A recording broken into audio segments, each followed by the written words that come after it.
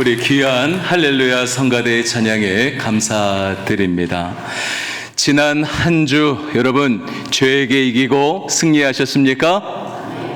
자, 다시 한번 묻습니다. 지난 한 주 여러분 죄에게 이기고 승리하셨습니까? 아멘입니다. 예수 그리스도를 주라 살아계신 하나님의 아들이라고 고백하는 저와 여러분들을 통하여 우리 주님은 교회를 세우셨습니다. 제가 교회이고요, 여러분들 한 분 한 분이 다 교회인 거예요.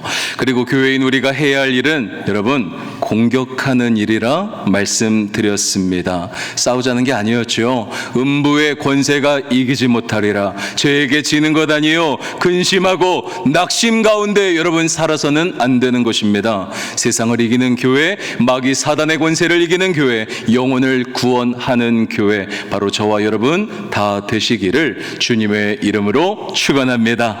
이제 예수님은요 오늘 말씀 가운데 베드로에게 한 가지를 더 말씀하십니다. 베드로야, 내가 너에게 천국 열쇠를 주리라. 여러분 대단하지 않습니까? 천국의 열쇠를 지금 누구에게 줘요?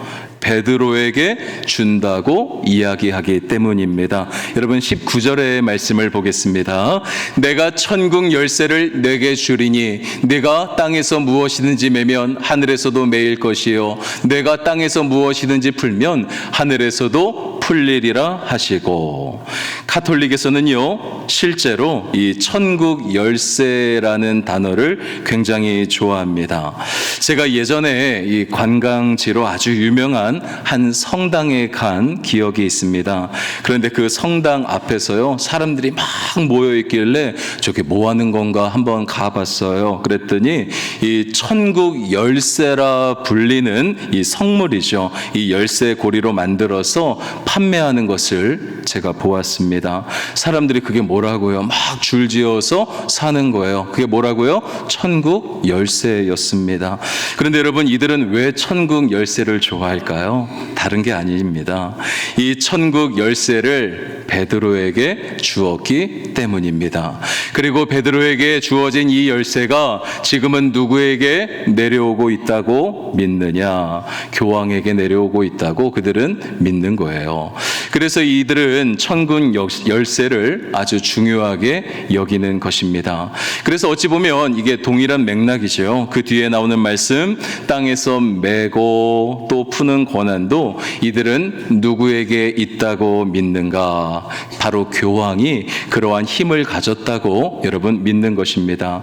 그래서 천주교의 권위는 바로 교황청이라는 인스티튜션에 여러분 있는 거예요. 그런데 우리는 다르죠. 여러분 개신교의 권위는 여러분 어디에 있습니까? 오직 말씀에 있음을 믿으시기 바랍니다.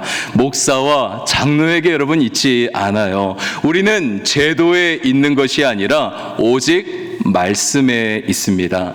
그래서 아무리 기라성 같은 큰 교회 목사님일지라도요 이 말씀에 어긋나는 소리를 하면요 한순간에 여러분 이단이 되는 거예요. 그렇게 우리는 말씀의 권위를 인정하고 또한 그 말씀을 올바로 해석하고 또한 그 말씀을 따라 살아야 하는 것입니다. 그래서 교회란 우리는 베드로라는 사람 위에 세워진 것이 아니에요. 베드로의 고백이었죠. 그 주는 그리스도시요 살아계신 하나님의 아들이시니이다 고백하는 사람들, 즉 예수를 주로 고백하는 그 신앙 고백 위에, 그 반석 위에 교회가 세워졌다고 믿는 것입니다. 그리고 더 나아가 천국 열쇠는요 여러분 여기서 헷갈리시면 안 돼요. 베드로가 가진 권위를 의미하는 게 아닙니다. 하나님의 말씀, 즉 복음을 의미하는데요. 진정한 신앙을 고백하고 그 복음을 전파함으로써 사람들을 천국으로 인도하는 것이 무엇이냐? 바로 천국의 문을 여는 열쇠를 사용하는 행위라고 우리는 믿는 것입니다. 그리고 이어지는 말씀을 보니 땅에서 메고 또한 푼다라는 그러한 표현이 있습니다. 그런데 이 표현은요 당시 유대인들, 특별히 율법을 해석하던 이 서기관들 사이에서 아주 일상적으로 쓰이던 매우 익숙한 법률, 행정적인 용어였습니다. 당시 서기관들의 가장 중요한 역할 중 하나는요, 이 모세 율법, 즉 토라이죠. 이 토라를 백성들의 실생활에 어떻게 어플리케이션 하느냐, 즉 어떻게 적용할지 구체적인 유권 해석을 내리는 데 있었습니다. 그래서 예를 들면 이런 거예요. 누군가 이 서기관들에게 묻습니다. 라삐요, 이 안식일에 불을 피우는 것은 안식일을 어기는 것입니까? 아니면 어기지 않는 것입니까?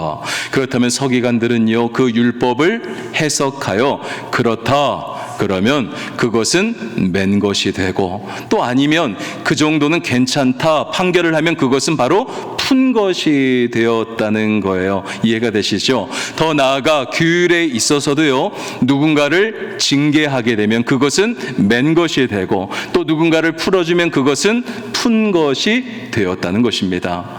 이렇게 당시 유대인들은 권위 있는 랍비가 땅에서 이것은 금지다, 즉 맨 것이라 이렇게 판결하면요, 하늘 하나님의 법정에서도 그 랍비들의 판결을 우리 주님이 존중하사 그대로 확정해 준다고 당시 그 사람들은 믿었습니다. 그러니까 오늘 예수님이 베드로와 제자들에게 이들의 용어를 그대로 있는 그대로 사용하신 것은요, 어찌 보면 굉장히 파격적인 선언이었습니다. 왜요? 이는 기존 유대교 랍비들만이 행할 수 있었던 하나님의 뜻을 해석하는 그 권위와 공동체를 다스리는 권한을 이제는 새롭게 세워질 교회 공동체에 이제는 내가 위임하겠다는 그러한 뜻이었기 때문이었습니다. 즉 예수님은 오늘 베드로를 향하여 교회인 너희들에게 여러분 복음을 주시겠다고 말씀하는 거예요. 그리고 그것이 바로 천국의 열쇠가 된다는 것입니다. 우리의 입술을 열어 예수 그리스도의 십자가 그 복음을 전하면 여러분 닫혀있던 영혼의 문이 열려요? 아니면 닫혀요? 열려지는 거죠. 그리고 더 나아가 천국의 문이 열려지는 것입니다. 그러나 반대로 그 복음을 내가 전하지 않아요. 그러면 영혼의 문이 열려집니까? 아니죠. 내가 전하지 않는데 영혼의 문이 열리지 않는 거예요. 영혼의 문도 닫히고 더 나아가 천국의 문도 여러분 닫혀지게 되는 것입니다. 그것이 바로 오늘 말씀 가운데 네가 땅에서도 매면 하늘에서도 매일 것이요, 네가 땅에서 무엇이든지 풀면 하늘에서도 풀리리라, 예수님 말씀하신 그 말씀의 의미인 것입니다. 우리 이제 성경 말씀을 다시 보면 여러분 이제 쉽게 이해가 되실 거예요. 우리 19절 말씀 우리 다시 한번 읽어보겠습니다. 우리 다 함께 읽죠. 시작. 내가 천국 열쇠를 내게 주리니 내가 땅에서 무엇이든지 매면 하늘에서도 매일 것이요, 내가 땅에서 무엇이든지 풀면 하늘에서도 풀리리라 하시고. 이해가 되십니까? 그래요. 천국 열쇠라고 하는 건 베드로의 권위를 여러분 이야기하는 게 아닙니다. 우리에게 주어진 복음, 말씀을 의미하는 거예요. 즉 천국의 문을 여는 열쇠를 누가 가지고 있느냐? 여러분 뭐 옆집 아줌마 가지고 있는 게 아니에요. 바로 저와 여러분이 가지고 있는 것입니다. 그래서 마태복음 이 13장 52절 말씀 보시면 이런 말씀이 있습니다. 예수께서 이르시되 그러므로 천국의 제자된 서기관마다 마치 새 것과 옛 것을 그 곳간에서 내오는 집주인과 같으니라. 아멘. 말씀 잠깐 띄워주시고요. 이 천국의 제자된 서기관마다, 즉 매고 푸는 권세를 가진, 천국 열쇠를 가진 자마다 새 것과 옛 것을 그곳에서 내오는 집주인과 같다, 이렇게 말씀하는 겁니다. 그렇다면 여기서 말하는 옛 것은 뭐예요? 바로 구약의 오래된 것을 말합니다. 그리고 새 것은 신약에 기록된 그리스도의 구원의 역사를 말하는 거겠죠. 그러한 말씀, 그러한 복음을 예수님은 제자들에게 또한 교회에게 주시겠다는 것입니다. 그렇다면 천국의 열쇠를 가진 우리들인데요. 천국의 열쇠를 가진 저와 여러분, 우리가 해야 할 일은 무엇이겠습니까? 지금 알면서도 모른 척 하는 거예요? 아니면 목사님, 나는 천국의 열쇠가 없는 것 같은데요? 이런 겁니까? 여러분, 천국의 열쇠를 우리가 다 가지고 있어요. 그렇다면 그것을 가진 우리가 해야 할 일 무엇이겠습니까? 기가 막히게 잘하시네요. 그렇죠. 우리가 해야 할 일은 복음을 전해야 합니다. 하나님의 말씀을 여러분 전해야 하는 거예요. 나에게 천국의 열쇠가 여러분 있어요, 없어요? 있습니다. 그렇기에 내가 가진 천국의 열쇠를 가지고 죽어가는 영혼들에게 그 말씀을 전해야 하는 것입니다. 그 말씀을 전해야 할 책임이 저와 여러분에게 있다는 거예요. 그런데 문제가 있습니다. 천국의 열쇠를 가진 우리가요, 이걸 잘 모릅니다.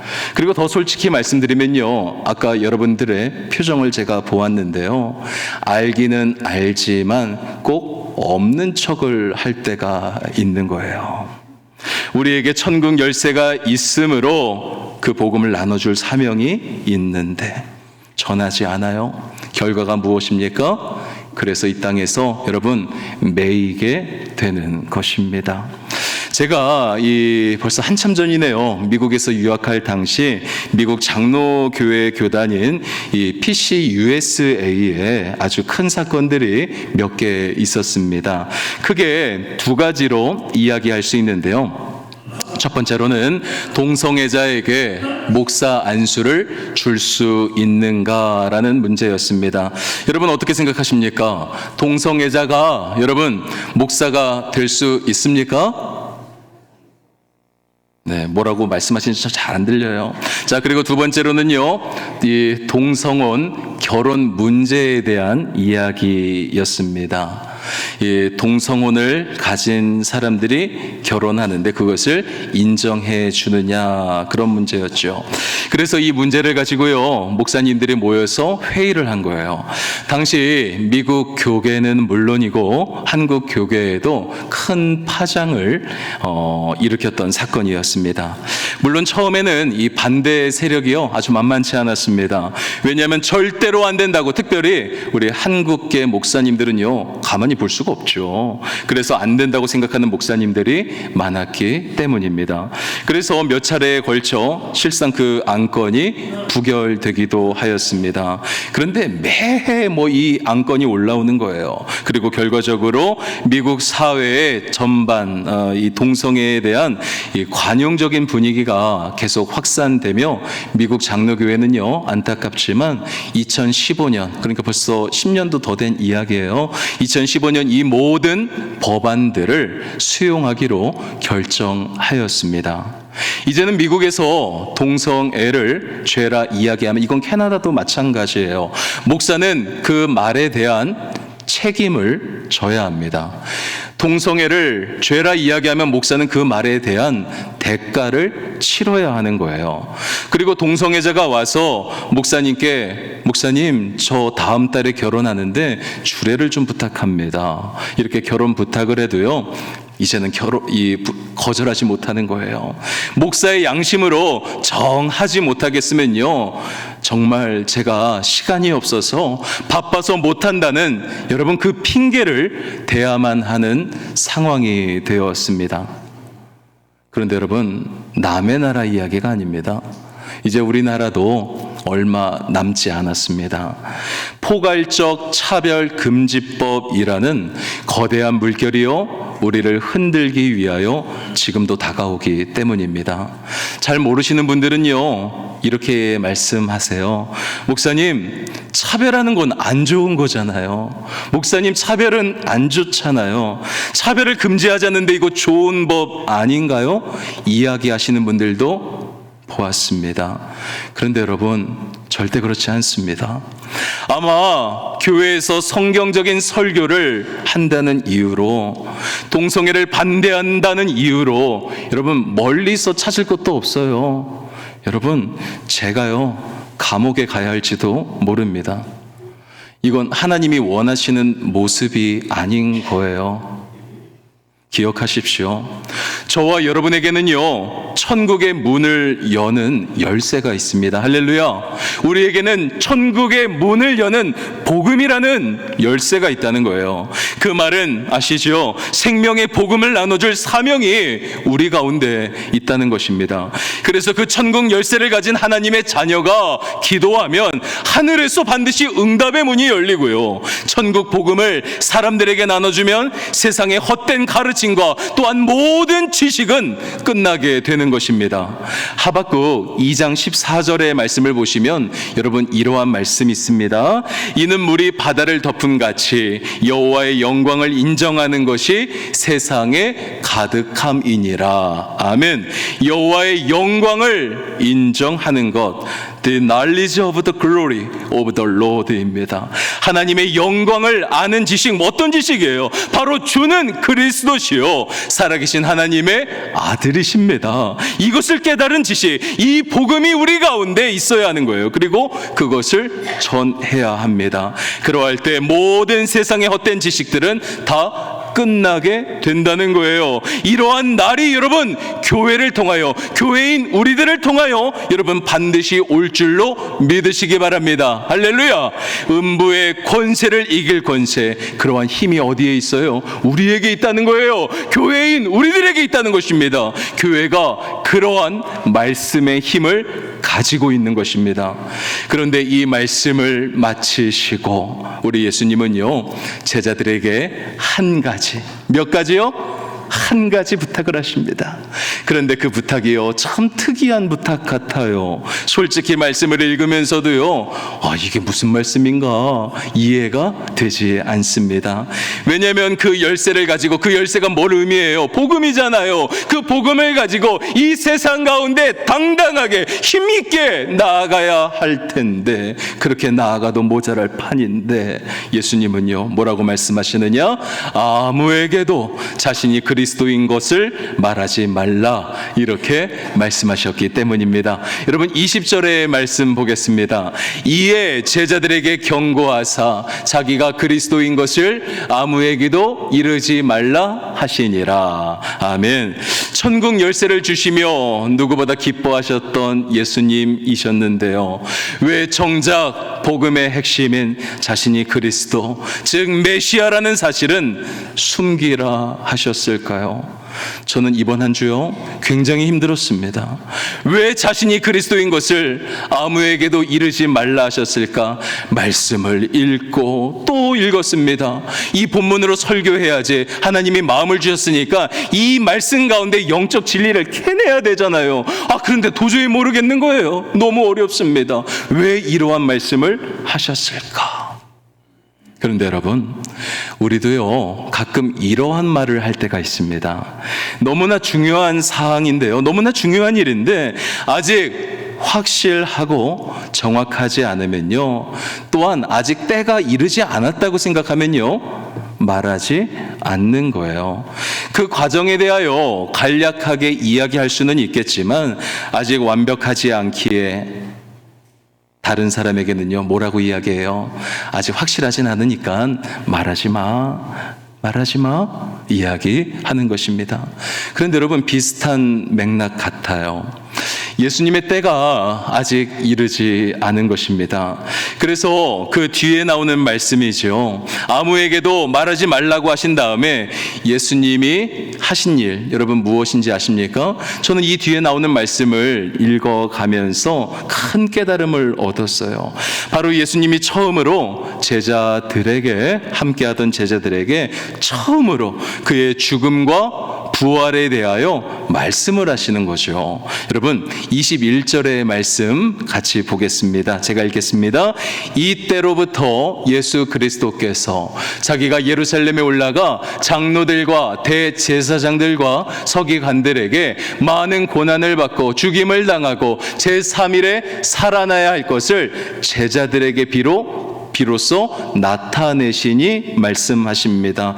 여러분 말씀 보세요. 이때로부터, 여러분 이때가 언제입니까? 바로 베드로의 고백을 듣고 그 고백 위에 교회를 세우시겠다고 말씀하시며 복음이라는 천국 열쇠를 주시고 내가 그리스도인 것을 말하지 말라고 하신 바로 그때로부터 예수님은 제자들에게 뭘 말씀하시느냐? 자신이 받아야 할 고난과 죽음 그리고 부활에 대하여 말씀하신 것입니다. 그런데 여러분 예수님의 이 이야기를 듣고요, 마태복음 16장 16절에 아주 위대한 고백이었잖아요. 이 고백을 한 베드로가 여러분 뭐라고 예수님께 이야기했는지 아십니까?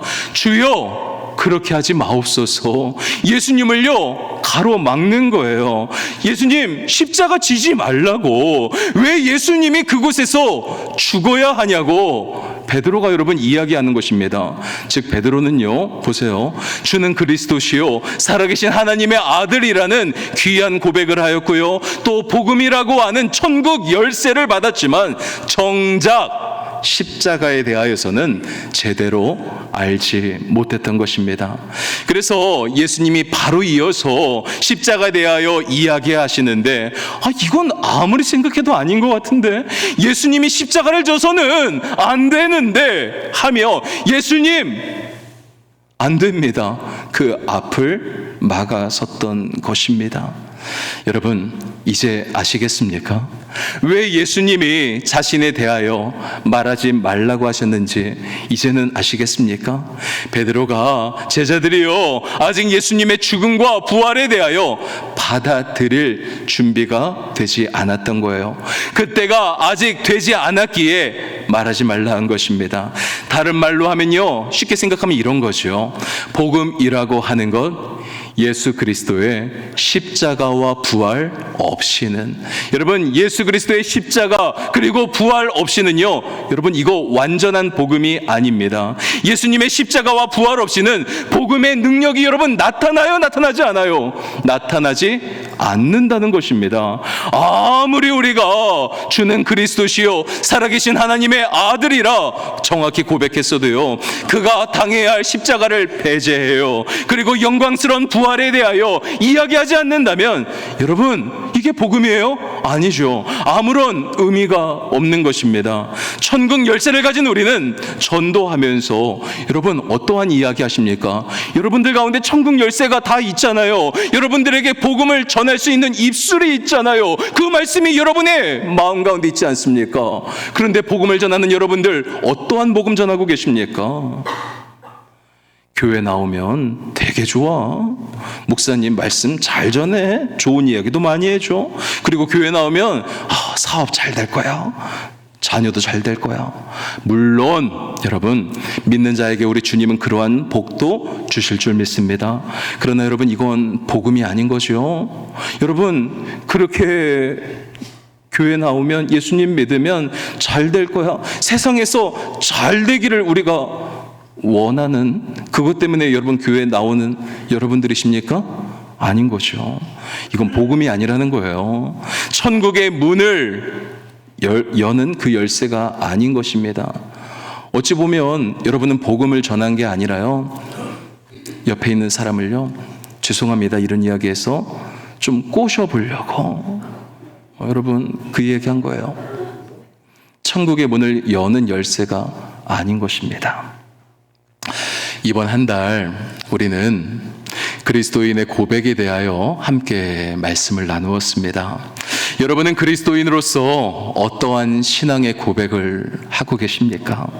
첫 번째, 예수님을 향한 나의 고백이 있어야 한다고 여러분 말씀드렸습니다.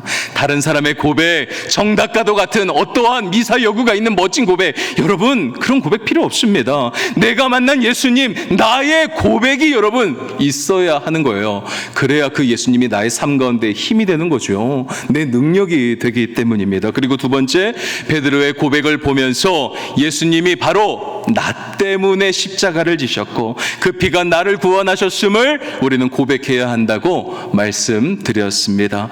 그래서 예수님의 피와 살을 나누며 우리가 성찬도 했잖아요. 그리고 세 번째, 이기지 못하리라. 그 외엔 우리는 공격해야 한다고 말씀드렸습니다. 여러분, 싸우자는 것이 아니었어요. 죄에게 지지 않고 삶의 무게에 우리가 눌리지 않으며 죽어가는 영혼을 구원함으로써 세상을 이겨야 하는 것입니다. 그리고 오늘 천국 열쇠를 내게 주리니, 우리 주님은 천국 열쇠를 우리 성도님들에게 주신다고 말씀하십니다. 여러분, 복음을 주신 거예요. 그래서 우리는 그 천국의 열쇠를 가진 자로서 복음을 전해야 한다고 말씀드렸습니다.